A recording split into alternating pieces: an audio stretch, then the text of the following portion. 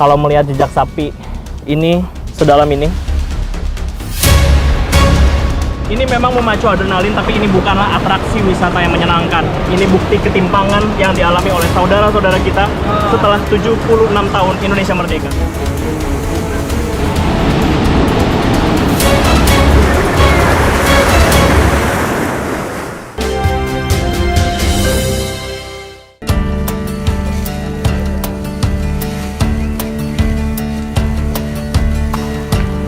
Bengkunat adalah kecamatan terujung di Kabupaten Pesisir Barat, Provinsi Lampung.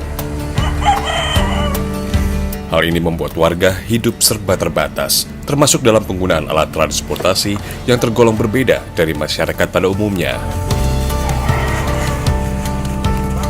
Ini udah ya.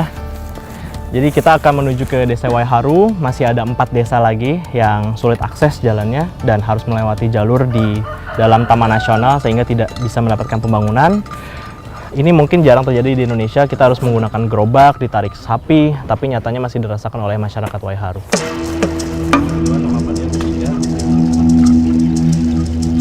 Saya berjalan bersama warga Desa Waiharu yang hendak pulang. Kami mulai berjalan sejak pagi hari. Kabarnya, perjalanan akan berlangsung selama 6-9 jam, namun bergantung pada kondisi cuaca.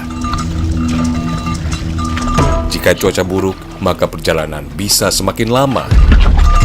Oh, langsung masuk ke laut nih kita nih.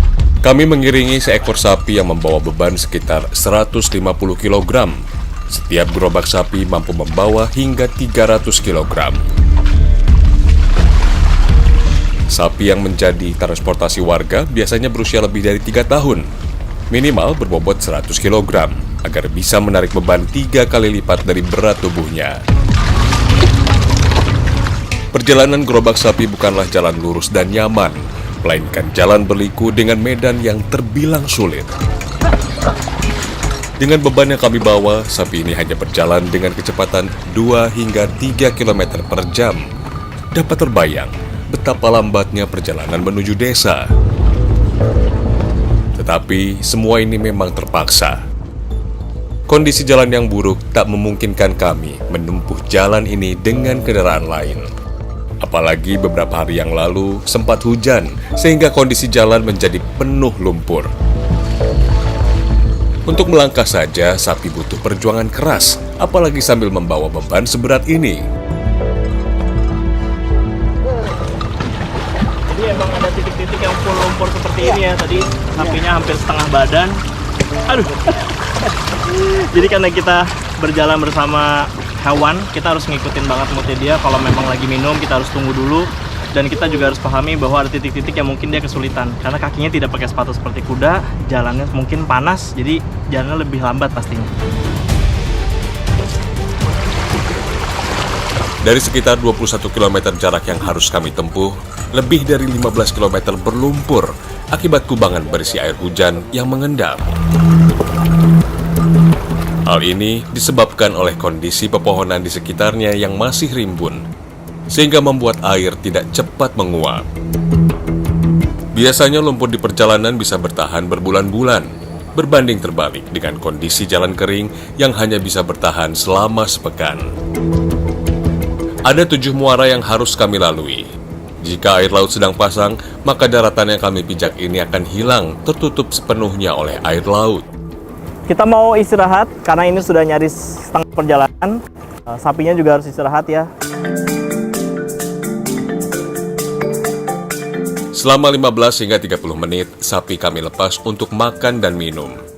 Biasanya setelah melalui perjalanan berat seperti hari ini, bobot sapi akan berkurang beberapa kilogram dan terlihat lebih kurus. Sementara itu, kami menikmati makan siang sambil turut beristirahat. Sangat lelah berjalan kaki sejauh hampir 10 km.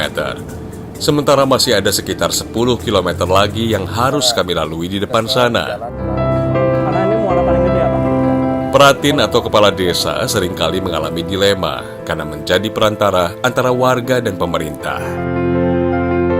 Kan kalau mengenaskan itu ketika ada warga kita mau lahiran, sakit, meninggal di jalan, kadang-kadang belum nyampe rumah sakit, mau merujuk, belum nyampe ke rumah sakit, masih tengah jalan meninggal. Itu ada tuh Pak? sedih, banyak itu, sering terjadi. Kemudian ketika ada yang sakit, digotong, ditandu sampai tengah jalan, meninggal. Itu udah banyak. Jumlah kasus meninggal dunia di desa Waiharu memang sudah tidak terhitung lagi. Tetapi apa yang bisa warga lakukan? Selama ini, mereka berjalan kaki keluar masuk desa dengan kondisi yang tidak nyaman dan tidak aman. Ibu tadi beli apa sih di luar nih?